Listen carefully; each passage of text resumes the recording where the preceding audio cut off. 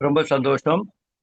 இறை சாதனை மார்க்கத்தின் மூலமாக நாட்டு மக்களுக்கு ஒரு பாரம்பரிய வாழ்வியல், தெய்வீகமான தவ அனுபவங்களை வேதாத்திரி மகரிஷி ஐயா நமக்கு சொல்லிக் கொடுத்த விஷயங்களை நாள்தோறும் மக்களுக்கு படைத்துக் கொண்டிருக்கின்ற, சமர்ப்பித்துக் கொண்டிருக்கின்ற அந்த நல்ல உள்ளங்களுக்கு என்னுடைய ஆத்ம நமஸ்காரம்.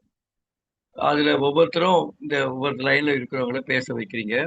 அதன் மூலமாக எங்களுக்கும் ஒரு சந்தோஷம். மக்களுக்கு இந்த கருத்துக்களை எங்களால் முடிஞ்ச அளவுக்கு கடத்திட்டோம்னு ஒரு ஒண்ணு. 2வது இந்த சத்சங்கள் மூலமாக சமூகத்தில் ஒரு சின்ன ஒரு மௌன புரட்சி ஏற்பட்டுக் கொண்டிருப்பதை, ஒரு சின்ன அலைவரிசையில் ஒரு மாற்றத்தை உருவாகிக் கொண்டிருப்பதை நாம் நன்றாகவே புரிந்து கொள்ள முடிகிறது. இப்போது அடியாருக்கு கிடைக்கப்பட்ட ஒரு தலைப்பு, படபடப்பான வாழ்க்கையும் பள்ளிக்கூட படிப்பும். அமாவாசைக்கும் அப்துல் காதருக்கும் சொன்ன மாதிரி இருக்கு தலைப்பு. படபடப்பான வாழ்க்கைகள் ஒரு பக்கம் ஓடிக்கொண்டிருக்கின்றது. பள்ளிக்கூட வாழ்க்கை. அப்ப இது கான்செப்ட் எப்படி நம்ம எடுத்துக்கணும்னா, முதியோருக்கும் இளையோருக்கும் நடக்கின்ற ஒரு முரண்பாடு, ஒரு கருத்தோவியத்தில ஒரு சில சங்கடங்கள், இது குறித்தான புரிதலை நமக்குள்ளே நாம் பகிர்ந்து கொண்டால், ஒரு நல்ல சமுதாயத்தை உருவாக்குவதற்கு உதவியாக இருக்கும் என்று அடியேன் நம்புகிறேன். நான் சிவகாசியில் கடந்த 20 வருடங்களுக்கு மேலாக பாரம்பரியமான பாட்டி வைத்திய உணவகத்தை நடத்தி வருவது தங்களுக்கு தெரிந்திருக்கும். அதன் மூலமாக குழந்தைகளுக்கு ஒரு நெல்லிக்காய் ஜூஸா இருக்கட்டும், பீட்ரூட் ஜூஸா இருக்கட்டும், கேரட் ஜூஸா இருக்கட்டும், அதுகளை அவர்கள் குடிக்க பெற்றோர்கள் எத்தனிக்கும் போது பிள்ளைகள் மறுத்து விடுவார்கள். "போம்மா உன் வேலையை பாரு" அப்படிங்கிற மாதிரி கட் பண்ணுவாங்க. இப்போ பிள்ளைகளோட மைண்ட் டியூனை நான் கொஞ்சம் புரிஞ்சுக்கிட்டதுனால, "உனக்கு ரோஸ் மில்க் பிடிக்குமா கண்ணு?" அப்படின்னு கேட்கும்போது, "ஆ" அப்படின்னு சொல்லும்போது, நாங்கள் கொஞ்சோண்டு பீட்ரூட் ஜூஸ், நிறைய தேங்காய் பால், அதாவது 10% பீட்ரூட் ஜூஸ், 90% தேங்காய் பால் கேட்கும்போது ரோஸ் கலராக ஜூஸ் டிசைன் ஆயிடும். அப்போ அந்த பிள்ளைகளுக்கு அந்த ரசனையில அவங்க செட் ஆயிடுறாங்க. இது என் அடியனுக்கு கிடைச்ச அனுபவங்கள். அப்போ நம்ம இப்ப எப்படி இந்த பிள்ளைகளை டியூன் பண்ண வேண்டியிருக்குன்னா, முன்னாடி பிள்ளைகளுக்கு நிறைய விஷயங்கள் வெளி உலகத்துல கிடைக்க வாய்ப்பில்லை. அதிகபட்சம் பேரண்ட்ஸ், தாத்தா, பாட்டி, பெரியப்பா, சித்தப்பா, அத்தை, இவங்க தான் செய்தியாளராக இருப்பாங்க.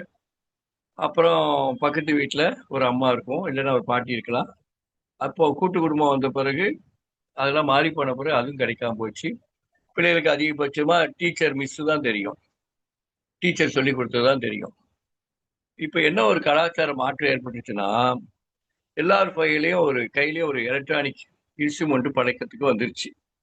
இந்த கொரோனா பீரியட்ல தான் அது இந்த பரிச்சயமாச்சு. அது தொடர்ந்து பிள்ளைய மத்தியில பழகும்போது, அவங்களுக்கு வேண்டிய ரசனையான ஒரு விஷுவலான விஷயங்கள பெரிய பெரிய கார்ப்பரேட் கம்பெனிகள் சப்ளை பண்ண ஆரம்பிச்சிடுறாங்க.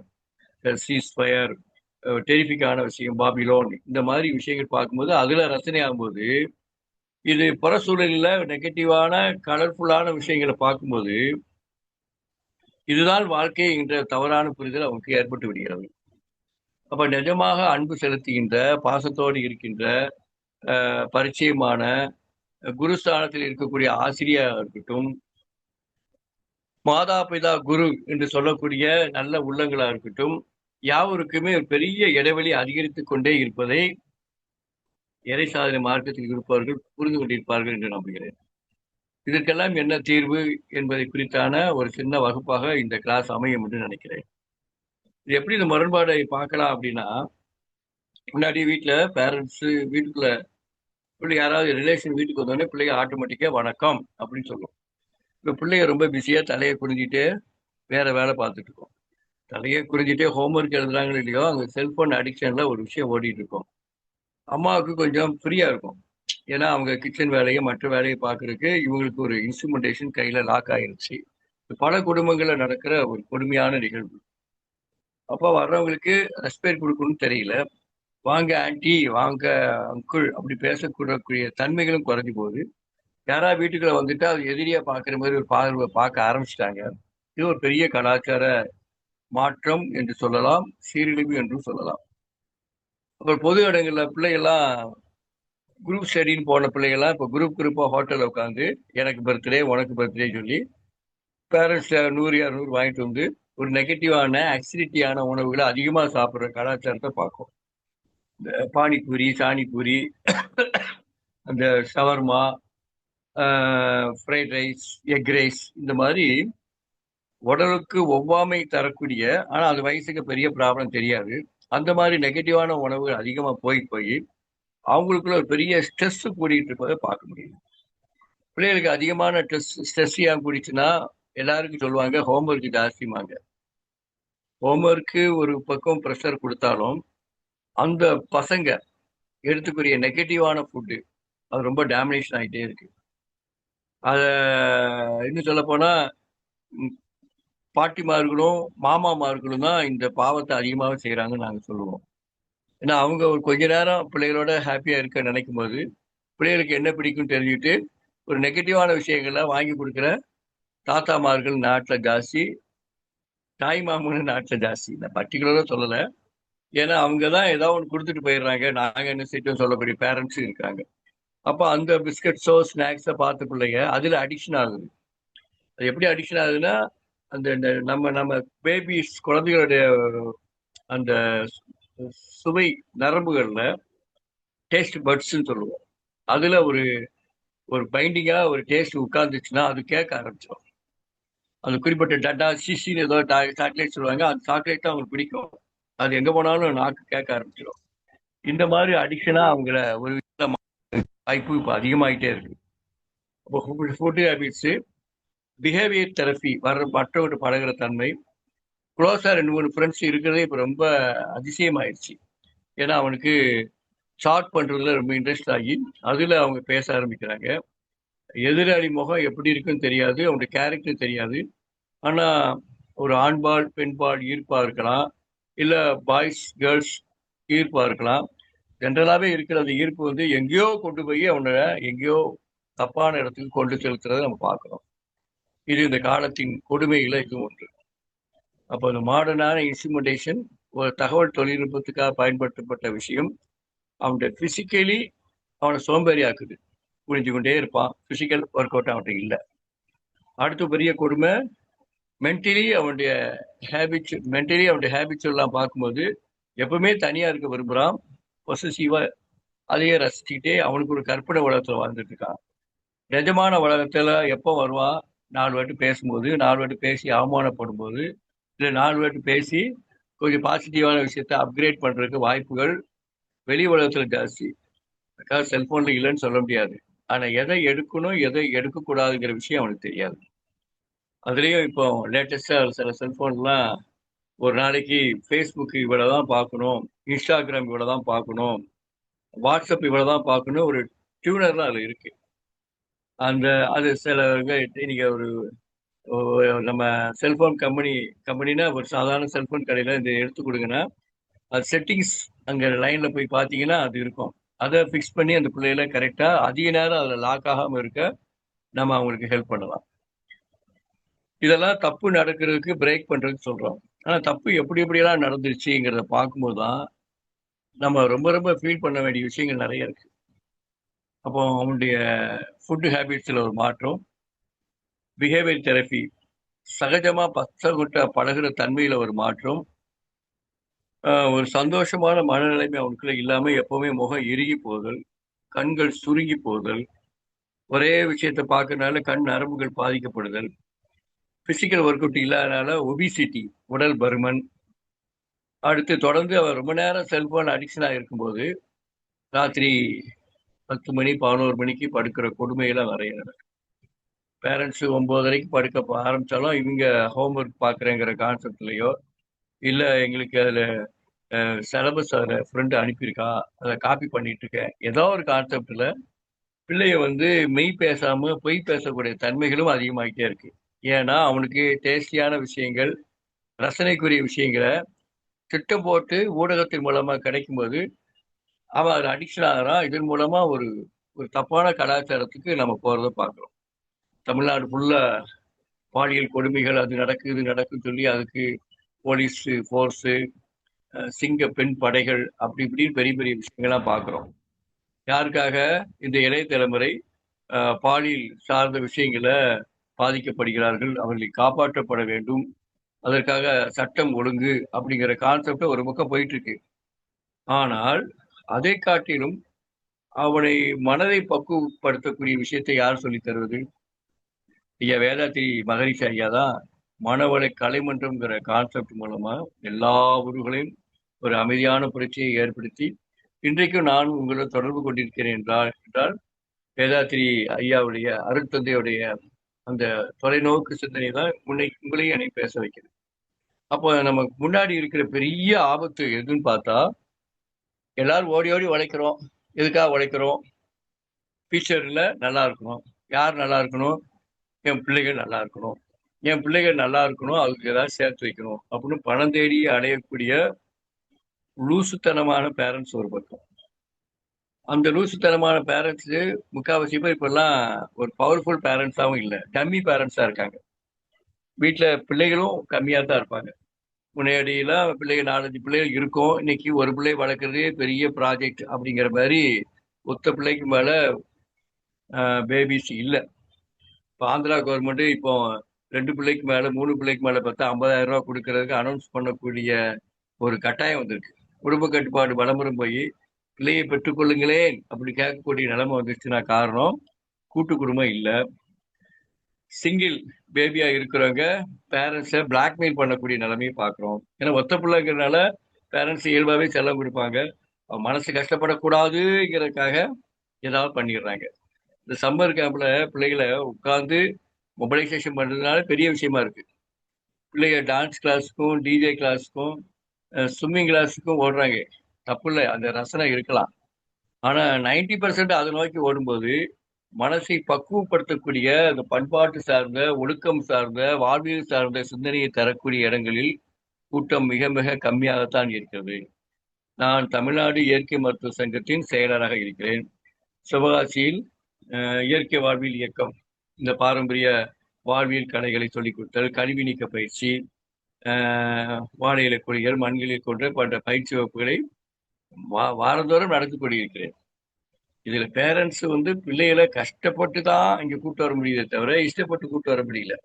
இப்போ அவங்கள பார்க்கும்போது நாங்க நல்லா ஆயிட்டோம் சார், எங்க பிள்ளைங்க ஏன் சார் இப்படி இருக்குன்னு அது ஒரு பெரிய பேர்டன் நாங்கள் ஃபீல் பண்றத பார்க்குறோம். அப்போ அவங்களுக்காக நம்ம கொஞ்சம் நம்முடைய மோட் ஆஃப் திங்கிங், சிந்திக்கும் திறனை நாம் கொஞ்சம் மாற்றிக்கொள்ள வேண்டிய கட்டாயத்தில் இருப்பதாக அடியேன் உணர்கிறேன். எப்படியெல்லாம் அவங்கள மாத்திக்கலாம், எதை சொன்னா ஒர்க் அவுட் ஆகும்? ஏன்னா இந்த கிளாஸ்ல நான் உங்கள்கிட்ட பேசுற விஷயத்துல, ஆமா சார் எங்க பிள்ளைங்க சீனியர் யாரும் மதிக்கிறது இல்ல, எப்ப பார்த்தாலும் சண்டை போடுறாங்க, அவன் ட்ரெஸ் அவன் படுத்த பெட்டை எடுத்து வைக்கிறது இல்ல, அவனுக்கு எப்படி பார்த்தாலும் வெளியே ஷாப்பிங் கூட்டு போட்டா சண்டை போடுறாங்க, வாரத்துக்கு 2 நாள் 3 நாளாவது பார்சல் ஃபுட்டு வாங்கி கொடுக்க வேண்டியிருக்கு, வாங்கி கொடுக்காட்டாலும் பரவாயில்ல அம்மா செல்ல எடுத்து அப்படியே பட்டன் அமுக்குறான், வீட்டுக்குள்ள சிவப்பு சட்டக்காரங்க அடிக்கடி வந்துடுறாங்க. இது உங்களுக்கு சிவப்பு சட்டக்காரன் உங்களுக்கு புரியும் நினைக்கிறேன். ஒரு குறிப்பிட்ட கம்பெனி அந்த பிராண்ட் ரெட் ஷர்ட்டோட தான் வீட்டுக்குள்ள ஃபுட்டு டெலிவரி கொடுக்குற ஒரு ஒரு கேவலமான கலாச்சாரம் அதிகமாகிட்டே இருக்கு. பல குடும்பங்கள்ல குக் பண்ணி சாப்பிட்ற கலாச்சாரம் போய் பிள்ளைகளுக்காக புக் பண்ணி சாப்பிட்ற கலாச்சாரமும் வந்துருச்சு. குக்கிங் குறைஞ்சி புக்கிங் அதிகமாயிட்டு இருக்கு. ஆனா இந்த காலகட்டத்தில் இயற்கை வாழ்வியல் இருக்கிற நாங்க பிள்ளைகளுக்கு டேஸ்டியா கொடுங்க, அவங்க போற போக்க போற மாதிரி போயிட்டு இது செய்யாதுன்னு அவங்கள பிளேம் பண்ணி அவங்கள டார்ச்சர் பண்ணாம, நீங்க பாசிட்டிவான ஃபுட்டு வேற என்ன உங்க கையில இருக்கு, என்ன கொடுத்துருக்கீங்கிற கேள்வியை தான் அவங்க முன்னாடி நாங்க வைக்கிறோம். அவள்ல பாயாசம் பண்றது, அவள்ல புட்டு பண்றது, வெண்பூசணியில அல்வா பண்றது, எனர்ஜி லட்டு, பேரிச்சம்பழம் லட்டு, பாசிப்பருப்பு லட்டு, இப்படி சீனி பால் இல்லாத ஒரு அசிடிட்டி தன்மை இல்லாத அல்கலைன் ஃபுட்டா கொடுங்க, அதன் மூலமா ஒரு உணவு கலாச்சாரத்துல மாற்றலாங்கிற முயற்சியை நாங்க சொல்லிட்டு இருக்கோம். ஸ்கூல்லையும் இதே மாதிரி சிந்தனை வளர்ந்தா நல்லது. கண்டிப்பா எல்லா ஸ்கூல்லையும் பசங்க சாயந்தரம் ஆனவனே வயிறு அப்படியே காஞ்சிவே இருக்கும். ரோட்ல டக்கு வெளியே ஒரு டுபாக் ஒரு ஸ்நாக்ஸ் எல்லாம் லாக் ஆகுங்க. அந்த குர்குரே, டிங்கு, டொங்கு, டக்கா, இந்த மாதிரி கேவலமான கடையில கலர்ஃபுல்லா தொங்கக்கூடிய ஐட்டங்கள், இந்த கலர் அப்பளங்கள், இந்த கலர்ஃபுல்லா அப்பளங்கள் இருக்கும். இதுல மேல ரொம்ப இன்னசென்டா அது பிள்ளைங்க சாப்பிட்றாங்கன்னா வாசல் அந்த ஃபுட்டு இருக்கு. இந்த ஃபுட்டெல்லாம் தடை செய்யுங்கன்னு நம்ம கவர்மெண்ட் பேசினா அது சரியா வராது. ஆனா அதே அரசாங்கம் நினைச்சா, இப்ப இருக்கிற லேட்டஸ்ட் அரசாங்கம் கூட பிள்ளைங்க ஸ்கூலை விட்டு வெளியே வரும்போது கொஞ்சம் வயிறார சாப்பிட்ற மாதிரி நிறைய ஃப்ரூட்ஸ் கட் பண்ணி கொடுக்குற ஒரு ஹேபிட்டை கொண்டு வரலாம். அந்த ஃப்ரூட்ஸ் சாப்பிடும்போது பாடியோட உஷ்ணம் குறையுது, உடம்புல கழிவு நீக்கம் நடக்குது. வயிற்ற ஓரளவுக்கு நிரப்பிட்டா கண்ட கலவையை திங்கணுங்கிற எண்ணம் ஆட்டோமேட்டிக்கா அடிவிட்டு போயிடும். ஏன்னா வளர்ற பிள்ளைக்கு இயல்பாவே பசி நல்லாவே இருக்கும்.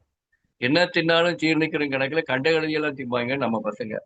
இப்ப கண்டது கலவையும் குப்பையான ஆயிலி ஃப்ரைடு ஐட்டங்கள் நம்ம சொசைட்டில நிறைய டாமினேட் ஆகிருக்கும்போது அது குறித்து தீவிர பிரச்சாரம் பண்ணி அது ஒர்க் அவுட் ஆகாம போய் நம்ம மனசு ஃபுல்லா புலம்பிட்டே இருக்கிறதை காட்டிலும் கொஞ்சம் மனவள கலைமன்றத்தில் ஈடுபாடு உள்ள பேராசிரியர்கள், அறநிதி பொறுப்புல இருக்கிறவங்க நமக்கு தெரிந்த பள்ளிக்கூடங்களில் பேசி மாலை நேரத்திலாவது நோ ஆயில் நோ பாயில், அதாவது எண்ணெய் பலகாரம் இல்லாத உணவுகள், அவல் சாலட், அவல் புட்டு, குட்டியார் ஒரு கம்மங்குழம்பு மாதிரியோ கேப்பக்கூழ் மாதிரியோ கொடுக்கலாம்.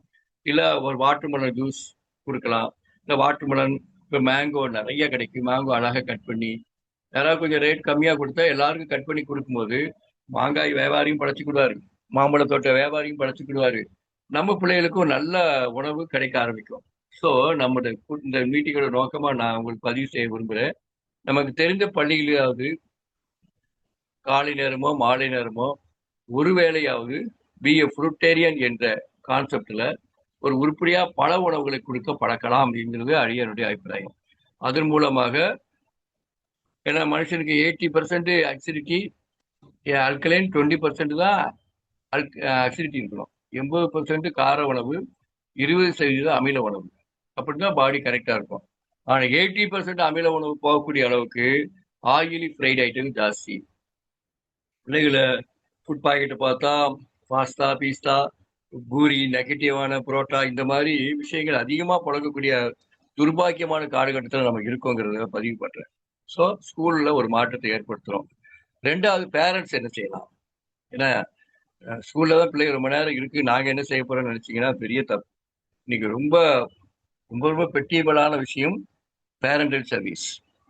ஏன்னா பேரண்ட்ஸ் ரொம்ப படபடத்தான வாழ்க்கையில இருக்கும்போது பிள்ளைகளை அவங்களால கரெக்டா மேனேஜ் பண்ண முடியல.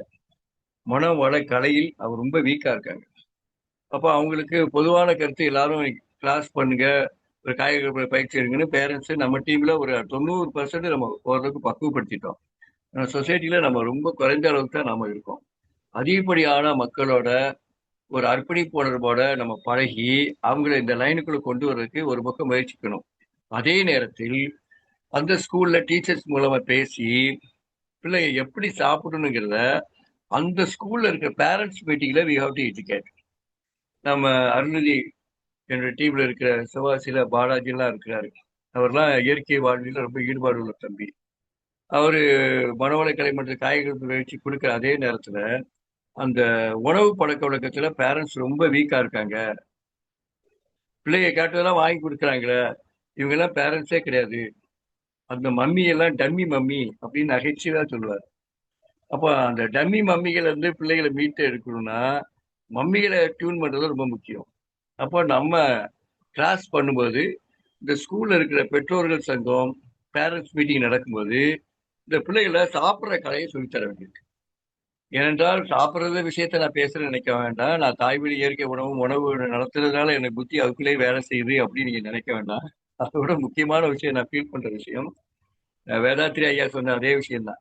நான் உண்ணும் உணவே 7 தாதுக்களாக ரத்தமாக மஜ்ஜையாக விந்து நாளமாக மாற தனித்து எங்க காண்போம் அப்படின்னு ஒத்த வரிகள் சொல்றாரு. இப்ப நம்ம உண்ணக்கூடிய உணவுல நெகட்டிவ்னஸ் அதிகமா இருந்தா, அசிடிட்டி அதிகமா இருந்தா, ஆயிலி ஃப்ரைட் அதிகமா இருந்தா, இந்த ரஜா உணவு, தமோ உணவு, தாமச உணவு சொல்லுவோம். இந்த ரஜா உணவும் தமோ உணவும் அதிகமான உணவுகள் இன்னைக்கு சொசைட்டில புழங்கிட்டு இருக்கு. அதனுடைய பிள்ளைகளுடைய கேரக்டரே மாறுது. அப்ப பள்ளிக்கூட படிப்புல இதெல்லாம் சொல்லி கொடுக்கல. அப்ப நான் விரும்புற விஷயம் என்னன்னா, இந்த பள்ளிக்கூட படிப்புல parents we have to educate through மனவளை கலமன்றம். இந்த பேரண்ட்ஸுக்கு பிள்ளைகளை வீட்டுக்கு வந்த உடனே ஃப்ரூட் ஜூஸ் கொடுத்து பழக்கணும். காலையில ஸ்கூலுக்கு போகும்போது ஹரிபரியா, ஆய் கிளம்பு கிளம்பு, டைம் ஆச்சு பிள்ளைகளை விரட்டுற பேரண்ட்ஸ் ஜாஸ்தி. காரணம் கட்ட பிள்ளைகள் லேட்டா தான் எந்திரிக்குது. ஏன்டா லேட்டா எந்திரிக்கன்னு பார்த்தா ராத்திரி பேய் மாதிரி 10 மணி 11 மணிக்கு உட்காந்து ஒண்ணு அந்த நேரம் உட்காந்து சாப்பிட்றாங்க. அது பெரிய தப்பு. அதோட கொடுமை, நீ படிச்சு முடிச்ச பிறகு ஹோம்ஒர்க்லாம் எழுதின பிறகு செல் பார்த்துக்கோன்னு சொல்லும்போது அந்த நேரத்தில் அவன் மைண்ட் கரெக்ட் ஆயிடுது. அப்போ எவ்வளவு இக்கட்டான சூழலில் பேரண்ட்ஸ் இருக்காங்கிறது நமக்கு தெரியுது. ஸோ அதை அப்படியே விட முடியாது இல்லையா? அப்போ அருள்நிதி பொறுப்புல இருக்கிற நம்ம நம்ம நண்பர்கள் பேரண்ட்ஸ் மீட்டிங் ஏற்பாடு பண்ணி உணர்வோட சாப்பிட்ற கலையை சொல்லி கொடுக்கணும். அதில் உணர்வோடு சாப்பிட்ற கலை நல்லா பாருங்க, பிள்ளைங்க சாப்பிட்றதெல்லாம் பார்த்தீங்கன்னா வேக வேகமாக சாப்பிடும். பக்கத்துல தான் புக்கை பார்த்துட்டே சாப்பிடும். புக்கை பார்க்குற காலம் மாறி போச்சு. செல்போனை பார்த்துட்டே சாப்பிட்றாங்க. அப்போதான் டைம் கிடைக்கலாம். அப்போ அவனுக்கு பிடிச்சமான விஷயத்த அங்கே பார்க்கும்போது இங்கே வாயில உமிழ்நீர் சலைவா சக்ரிஃபைஷன் ஆகாது. மைண்டு வேற பக்கம் இருந்தனால ஹைட்ரோகுளோரிக் அமிலம் சுரக்காது. பேங்க்ரியாஸ்ல இருந்து கணைய சுரப்பியில இருந்து அந்த இன்சுலினும் சரியா சுரக்காது. அப்போ இன்சுலின் சரியா சுரக்காது. ஏன்னா மனசு வேற பக்கம் இருக்கும்போது பாடியோட சிஸ்டம் கொஞ்சம் கன்ஃபியூஸ் ஆயிரும். ஒரே மனசா உணர்வோட சாப்பிடும்போது தான் ஒரு உணவை கடிக்கும் போது அது சலைவா உற்பத்தி ஆகுது. மூளையிலிருந்து ஏற்பட தொடர்புனால அங்க பேங்க்ரியாஸ் ஆக்டிவேஷன் ஆகுது. அந்த டைஜஸ்டிவ் என்சைம் கரெக்டா சுரக்குது. இப்படி உள்ள சிஸ்டத்தை இறைவன் நமக்குள்ள ஏற்படுத்தி வச்சுக்கும் போது மனசு வேற பக்கம் வச்சுக்கிட்டு என்னத்தையோ திங்கிற மாதிரி தின்னுட்டே இருந்தா, திங்கிறதுனா புரியுதா? சாப்பிட்றதுக்கு திங்கிறதுக்கு வித்தியாசம் இருக்கு. டாக் மாதிரி லபக்கு லபக்குன்னு திங்கிறது. சாப்பிடுவது என்றால் சாப்பிடுவது என்றால் உணவை ரசித்து ருசித்து மென்று சாப்பிடுதல். அந்த உணவை தெய்வத்துக்கு சமர்ப்பணம் பண்ணிட்டு சாப்பிடுதல். இன்னும் அழகா சொல்ல போனா இந்த உணவை உற்பத்தி தந்த விவசாயிக்கு நன்றி தெரிவித்து சாப்பிடுதல். இந்த விவசாயிக்கு மழையை குடித்த மலை பகவானுக்கு நன்றி, உணவை சமைத்து குடித்த அம்மாவுக்கு நன்றி. அது இயற்கை உணவாக இருந்தால் சூரியன் சமைத்த உணவு என்று இயற்கை சூரியனுக்கு நன்றி. இந்த நன்றி மனோபாவத்துடன் நம் பிள்ளைகளை வளர்த்தால் அந்த உணவை வேஸ்ட் பண்ண மாட்டாங்க. ரெண்டாவது, செல்லு பார்த்துட்டு டிவி பார்த்துட்டே சாப்பிட்டா என்ன சாப்பிட்டுன்னு தெரியாம லபக்கு லபக்குன்னு டாக் ஸ்டைல் அவன் சாப்பிட்றான். இவன் தான் பெரிய அளவுக்கு நாளைக்கு ஒபிசிட்டியா மாறுறான். கண்ணு முன்னாடி டயபெட்டிக் பேஷண்டா மாறிடுறான். அப்ப எவ்வளவுதான் புத்திசாலித்தனமா சம்பாதிச்சாலும் இந்த பிள்ளைய டயபெட்டிக் பேஷண்டாவோ ஒபிசிட்டியா மாட்டிட்டா அவங்க குடும்ப பொருளாதாரம் அவுட். அந்த வாழ்வியல் கலையை அவன் கத்துக்கலாதனால வாழ்வியல் நோக்கமே அங்க சிதைந்து போகிற கொடுமையை நம்ம பார்க்கிறோம். ஸோ நம்ம பேரண்ட்ஸ் எல்லாத்துக்கும் மைண்ட்ஃபுல் ஈட்டிங்னா என்ன, உணர்வோடு சாப்பிடும் கலையை சொல்லிக் கொடுங்க. நீ ஸ்கூலுக்கு போகாட்டாலும் பரவாயில்ல, லீவு போட்டாலும் பரவாயில்ல, 5 நிமிஷம் நாய் மாதிரி சாப்பிடாத, சாரி டாக்கு மாதிரி சாப்பிடாத, பசு மாதிரி மென்று மென்று சாப்பிடு அப்படின்னு புரிதலோட நம்ம பிள்ளைகளுக்கு சொல்லிக் கொடுக்க வேண்டிய கடப்பாடு நமக்கு இருக்கிறது. பிள்ளைகளை கமெண்ட் பண்ணாம அவனை ஒரு பாய் ஃப்ரெண்ட் மாதிரியோ கேர்ள் ஃப்ரெண்ட் மாதிரியோ வச்சு அவனுக்கு புரிய வைக்கிற கலையை நம்ம இன்னைக்கு கையில் எடுக்கணுங்கிறது ஒரு காலத்து அவசியமாக அடியெடுக்கப்படுகிறது. ரெண்டாவது பெரிய விஷயம் என்னன்னா, வீட்டில் செலவுகள் அதிகமாக ஏற்படும்.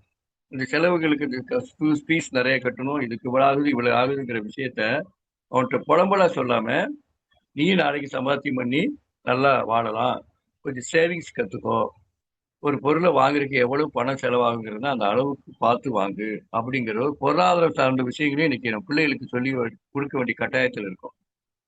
இந்த பிள்ளைகளை மனுஷங்களை பேசுறது பழகுறது எல்லாமே தவிர்க்கிறாங்க.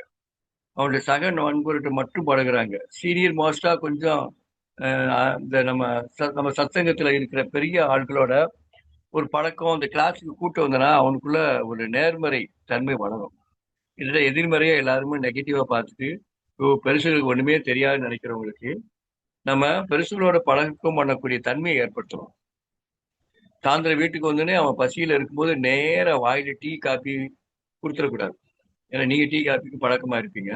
அவன் பிள்ளைகளுக்கு அதே நெகட்டிவ் கலாச்சாரத்தை கொடுக்கும்போது கூட வடை வேணும், சமோசா வேணும், கேக்கு வேணும், பப்ஸ் வேணும், சிப்ஸ் வேணும், இப்படி மாட்டிக்கிடுவாங்க. ஆனா எதுவுமே கொடுக்காம இருந்தா அது புடுங்கி தின்றுவாங்க. ஆனா வளர்ற வயசு பசி இருக்கும். அப்போ அந்த மாதிரி ஆக்ரோஷமா அந்த பிள்ளைங்க போகாம இருக்கிறதுக்கு மனசை சாந்தப்படுத்தும் வகைக்கு சூப்பரா ஒரு ஃப்ரூட் சாலட் கட் பண்ணி கொடுங்க.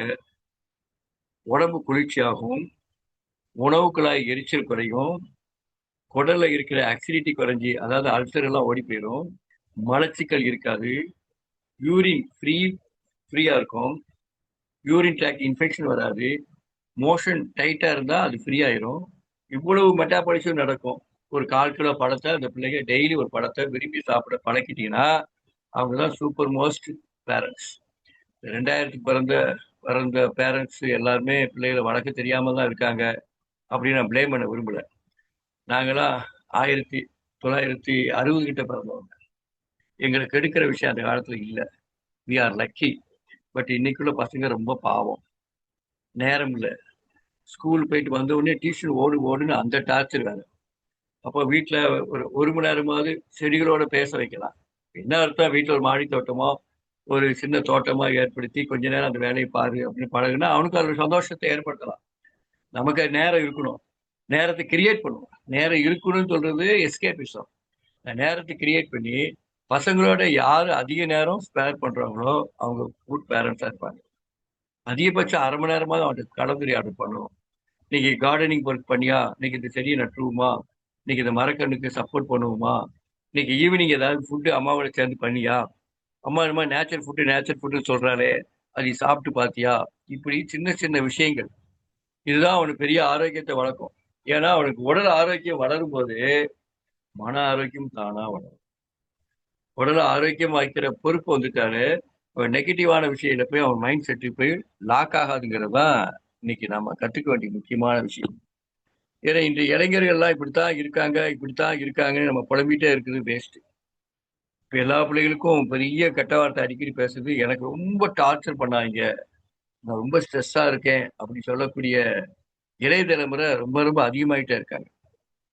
அப்போ வீட்டுல அவங்களுக்கு பாக்கெட் மணி கொடுத்தாலும் இது எதுக்கு செலவழிக்கிற, இது செலவழிக்கிறதுனால உனக்கு என்ன நன்மை, உன் ஃப்ரெண்ட்ஸுக்காக செலவழிக்காத, உனக்காக செலவழி, உன் ஃப்ரெண்ட்ஸ் சொன்னாங்கிறத செலவழிக்காத. அவங்க டேடி வந்து என்ன சொல்லி அவனுக்கு பணத்தை கொடுத்தாரான்னு தெரியாது. ஸோ அவன்கிட்ட கையில பணம் புழங்கும் போது அது எப்படி செலவழிக்கணும்னு கற்றுக் கொடுக்கணும். உனக்கு கொடுக்குற அமௌண்ட்ல ஒரு 10% நீ சேவிங்ஸ் பண்ணுன்னு சொல்லி கொடுக்கணும். நீ வீட்டுக்கு எதுவுமே செய்ய வேண்டாம், ஆனா வீட்டு சம்பந்தப்பட்ட வேலையை கொஞ்சம் கையில எடு அப்படிங்கிற அளவுக்கு சின்ன சின்ன வீட்டு வேலைகளை அவனுக்கு கொடுக்கலாம். நீ அவன் போய் ட்ரெஸ் துவைங்கன்னா துவைக்க மாட்டான். ஆனா ட்ரெஸ் துவைக்கும் போது கூட எனக்கு எடுத்து கொடு, எனக்கு இதை பண்ணி கொடு அப்படின்னா அந்த அந்த தாய்க்கும் பிள்ளைக்கும் ஒரு நெருக்கம் அதிகமாகும். இதுதான் நம்ம செய்ய தவறிடும். ஏன்னா எல்லாத்துக்கும் வாஷிங் மிஷின் வந்துச்சு, அதை பாத்துரும், இது எதை பாத்துரும் அப்படின்னு ஆட்டோமேஷன்ல போகும்போது பிள்ளைங்க வந்து ஆட்டோமேட்டிக்கா கல்ச்சரலா வீக் ஆயிடுறாங்க. எதிர்காலத்துல எல்லாத்தையும் பணம் இருக்கும், செல்வாக்கும் இருக்கும், கம்பீரம் இருக்கும், ஆனா ஆரோக்கியம் இருக்காது. கம்பீரம்னா ஒரு பொருளாதார கம்பீரம். ஆரோக்கியம்னு ஒண்ணு இருந்தா தான் அந்த பொருளாதாரத்துல வெற்றி பெற்றாலும் அதை ஆண்டு அணுகக்கூடிய யோகியதை நமக்குள்ள வரும். இந்த கான்செப்ட் என்ன முக்கியமா உங்களுக்கு எல்லாரும் வலியுறுத்தினா, படபடப்பான வாழ்க்கை முறை பெரியவங்களை தொத்திருச்சு. ஹரிபரியா தான் எல்லாம் ஓடிட்டு இருக்காங்க.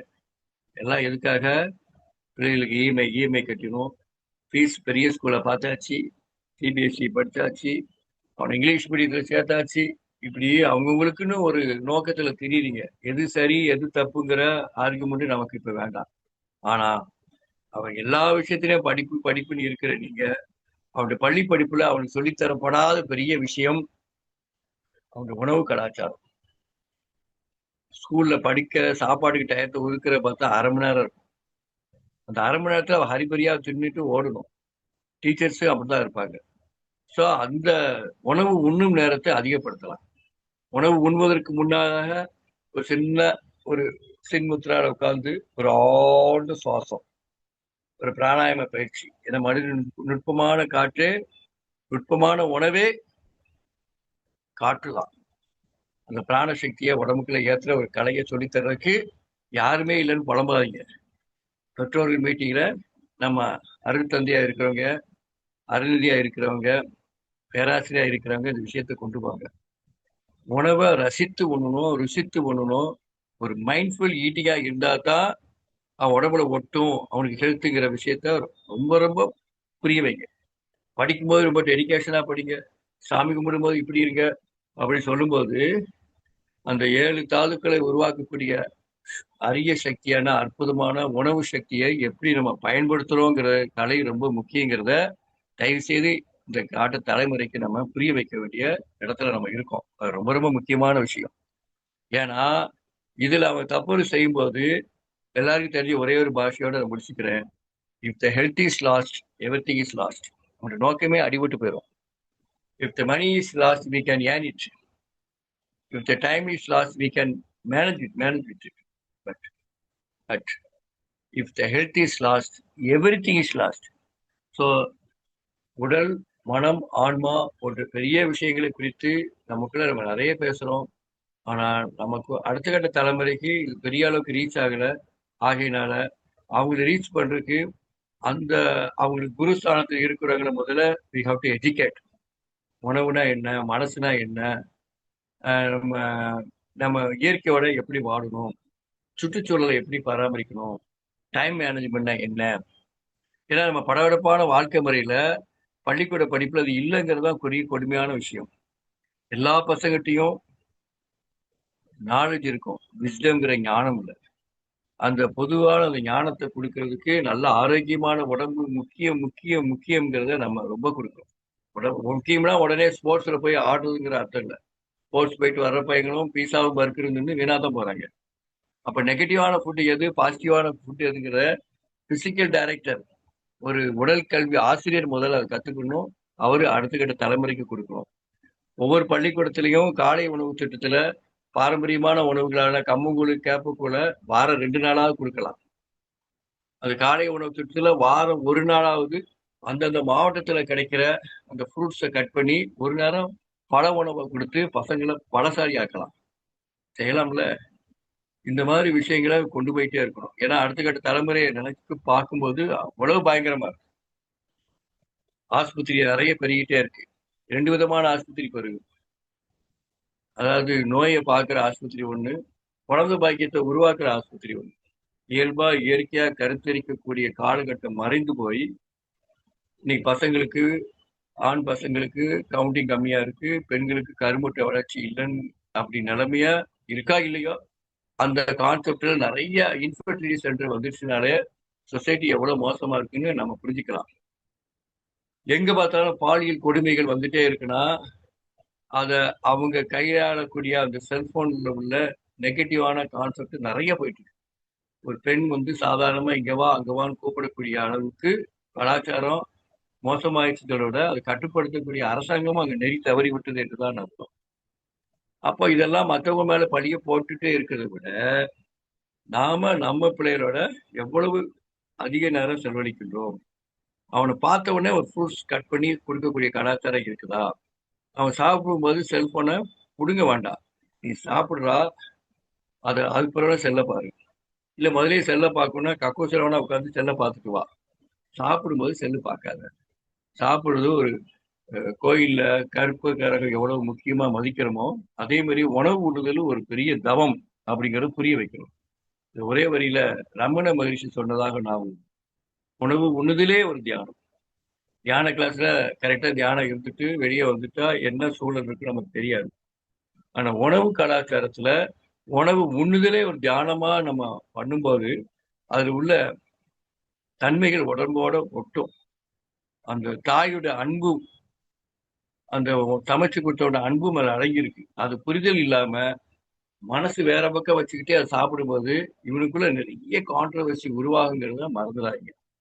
ஈவன் எடுக்கக்கூடிய பசங்க எடுக்கக்கூடிய அக்சிடிட்டியான ஃபுட்டு அவனுடைய கேரக்டரை மாத்துங்கிறத மறந்துடாங்க.